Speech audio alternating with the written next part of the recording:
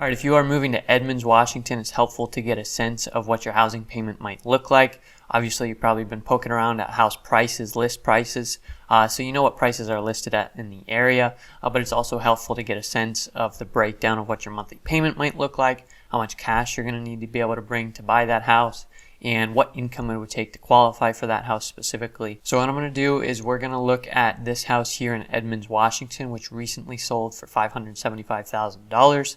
And we are going to talk about each of those for if you were going to be the one buying this house. If you had bought this house at $575,000 right around now, beginning of March, early March 2024, what would your monthly payment look like? What rate might you end up expecting roughly in a ballpark? What cash would you need to bring to the table for different down payments amounts? And what income do you need to qualify for this loan? So we're going to look at two different scenarios. We'll look at one scenario where if you were bringing 10% down, and one scenario where if you were bringing 20% down, and spoiler, basically the 10% down scenario that ends up being cash, that puts you in the ballpark of needing around $70,000. And then in the 20% down scenario, that puts you in the ballpark of needing around $130,000. So we'll look at those two quotes in each of those components so you can get an idea of what you're looking at. My name is Landon Buto. I am a loan officer with Cleveland Street Mortgage based in Bothell, Washington. So we'll just look at a real quote that we've used in our system here that you might end up looking at. So let's go ahead and look at these two quotes. So both of these quotes, I'm assuming that you are a first-time home buyer in both of these scenarios, and the reason that's relevant is sometimes it affects your pricing a little bit, various aspects of your pricing. Sometimes it gets you access to a loan that has a better rate. Sometimes it affects how much your mortgage insurance would be. We'll talk about mortgage insurance in a second. And then you can see up here, I'm assuming your credit score is 740. Now, if you are a first-time home buyer, like I'm assuming here, then your credit score doesn't actually have quite as much impact as it used to on your pricing. It still impacts your mortgage insurance if you are paying mortgage insurance, but it doesn't have quite as big of an impact on your interest rate as it used to because of a recent change.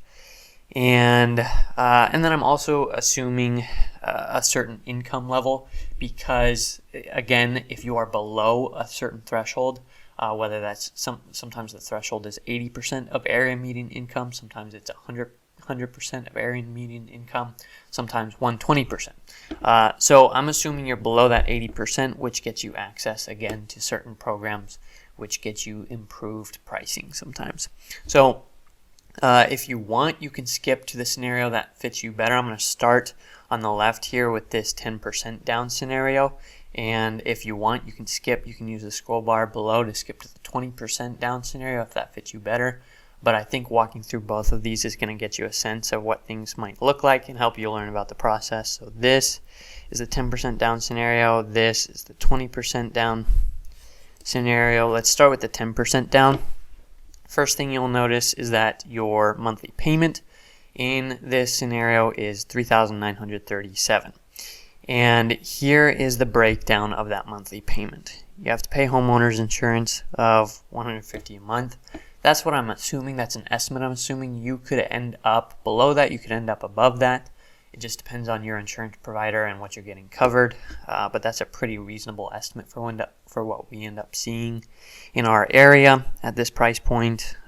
Taxes. Now this is the actual tax on this house that I pulled from the county website of $297 a month, which is actually, I was surprised by how low that was. That was I think it was $3,600 a year. You can check my math if you want to see what that breaks down to. But $297 a month, which is pretty reasonable. And then mortgage insurance on this 10% down scenario of $91 a month. So if you look over at 20% down scenario, it doesn't have that.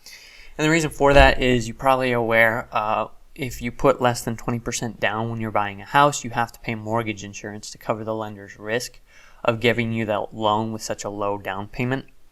So we are paying mortgage insurance of $91 a month, and what that number ends up being is a factor of your credit score. It's determined by if you're putting even a smaller down payment, like 3% down or 5% down, then it's going to be higher. But if you can hit that 10% down threshold, this is a pretty good number. That number could be, and I picked a program, a specific loan program that offers pretty low mortgage insurance. That number could be, depending on your price point, depending on your risk profile, that number could be in the 200s for sure. So $91 a month is pretty good. And then the last component is your principal and interest, which is based on the loan amount and the interest rate. So loan amount is $517,500 because we are 10% down. And then the rate we ended up with, and again, this is early March. This is not going to be your exact rate, but this is where we're at right now based on this loan profile, based on no points, which I will explain in just a minute. The rate we ended up with was 6.875%. And again, you'll notice that's actually the same. We'll talk about that in a second. The same as the 20% down scenario. And then this is assuming no points. And points are a fee you can pay to the lender up front to get a lower interest rate. So this is technically 461 in points. But as far as points goes, that's effectively zero. This is just the way typically the way lenders price their loans is they do certain thresholds, and very rarely do they show a truly 0 point rate. It's possible, and this lender has access to that, but generally this is pretty much as close as you'll get to 0 points. And again, points are a fee you can pay up front to get a lower interest rate. And you're telling the lender, I'm going to make this investment. I'm going to pay this fee up front to lock in at a lower interest rate because I think I'm going to be in this rate for long enough to make that back. Or you just, there are some other reasons you might do that. You might do that because you have a little bit of cash you can work with and you need to get this number down to qualify for the loan. We'll talk about how qualifying works in a second. So there are a variety of reasons. Maybe you're just not comfortable with a monthly payment over $4,000, or over $3,500, and I'm willing to pay the cash, even though I don't think it's necessarily going to pay off. Whatever your reason is, that's how points work. And credit is the opposite of that. Credit is a credit the lender will give you to cover some of your closing costs if you're willing to take a higher interest rate. Down here, other closing costs. Of $11,776. Other closing costs, sometimes people aren't aware, there are other closing costs involved in getting a loan, and that includes costs you have to pay to cover the work of people involved in helping you get the loan. Various parties involved: title, escrow, lender, loan officers, recording fees, all different types of fees, appraisal. And that all is included in this estimate here. That number could be higher or lower depending on a lot of things. And then one other thing that's included in that is your prepaids. And prepaids are costs. They're not costs involved in getting the loan, even though they're included in closing costs. They are costs that are going to be involved in your monthly mortgage payment. Or that you're going to be covering on an ongoing basis, but you put them in escrow ahead of time. Some of them you put in escrow ahead of time because that's the lender is not going to have time to get you set up for your first mortgage payment in their system, so they just have you pay that ahead of time essentially.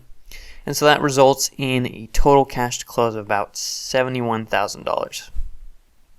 $70,846 for that 10% down scenario. And that is your down payment plus your closing costs here. And so what that means is as far as how much could you get this loan, how much income do you need to qualify for this loan? The way that works, the way lenders determine whether you can qualify for that is they take your debt to income ratio, and that number needs to be less than 50%. So your debt to income ratio, your DTI, is your total monthly debts divided by your gross monthly income. So that number needs to be less than 50%, and that includes the total monthly debts, includes your new housing payment, your new proposed housing payment, added to whatever other debts you have going on. and you divide that by your income before taxes, your gross monthly income, and that number needs to be less than 50%. So for this scenario here, what that means is if this monthly payment is going to be less than 50% of your gross monthly income, then your gross monthly income needs to be $7,874. A quick note on that: if that is pure salary, for the most part, all of that's going to qualify.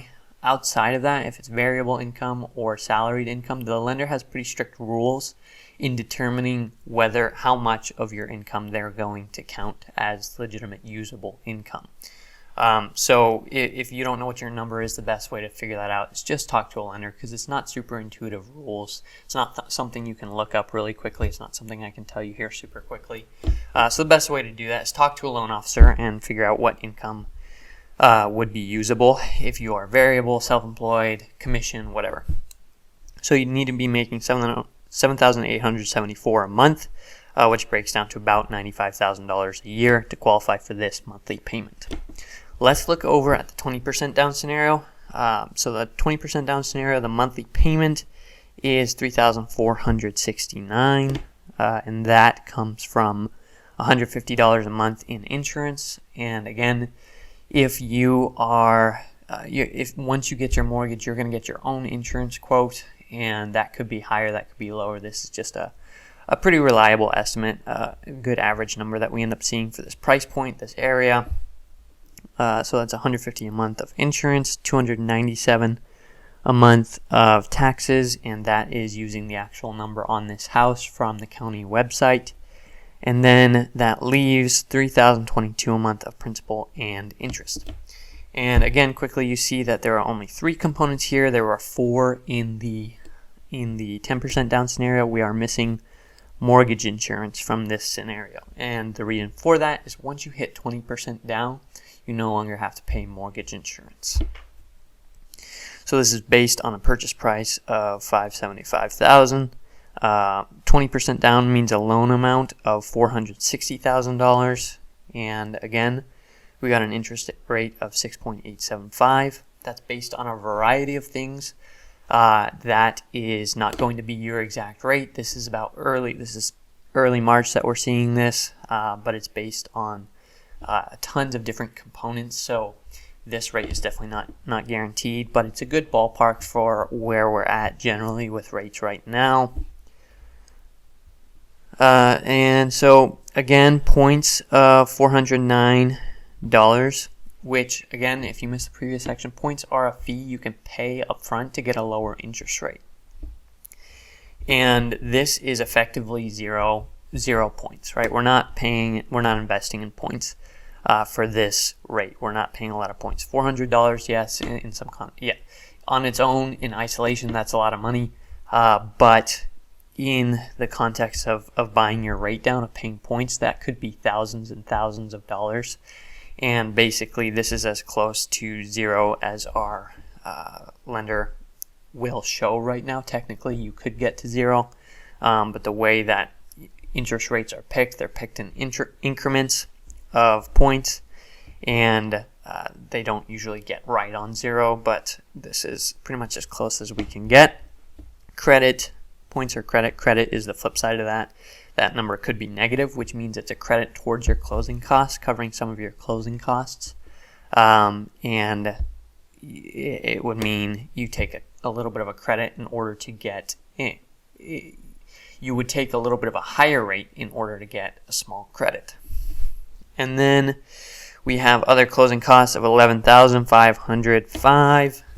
Closing costs involved, if you want to see what that involves, and you're just skipping to this section, you can skip back. Basically, it's a combination of costs involved to get the loan and costs that are going to be involved in your monthly payments that you need to pay ahead of time because you're going to skip your first mortgage payment. That's a abbreviated version, but that's generally what's involved there. And then we have a total cash to close of this scenario involving your closing costs and your down payment of $128,000 in this 20% down scenario. So that's about what you would have to bring, $130,000 there. As far as qualifying, this monthly payment is obviously lower, and so again, the way qualifying works is it's your lenders figure out what your debt to income ratio is, and that number needs to be less than 50% in order to qualify for the loan. And your debt to income ratio is your total monthly debts divided by your gross monthly income. And your total monthly debts includes the new housing payment. They take that and they add that to any other debts you have and divide it by gross monthly income. And if that number is less than 50%, then typically you'll be able to qualify. So that means that you would have to be making almost $7,000 a month to qualify for this loan here, $6,938. And the breakdown of that comes out to about $80,500 annually. If you want to get our real quote on a house you are looking at, or talk to a lender about what income you would be able to qualify for, what monthly payment you would be able to qualify for, how much of a loan, how much house you could buy, we'd love to talk with you. We do loans in Washington and Idaho. Again, my name is Landon. I work with Cleveland Street Mortgage based in Bothell, Washington. If you want to watch a video of what our process is like, of what it's like to work with us as a team, there is a link in the description here. You can see what our process is like, and then from there you can decide if you want to reach out. If you just want to go ahead and reach out right now, of course, we'd love to work with you. Our information is in the description there as well. You can call, text, or email.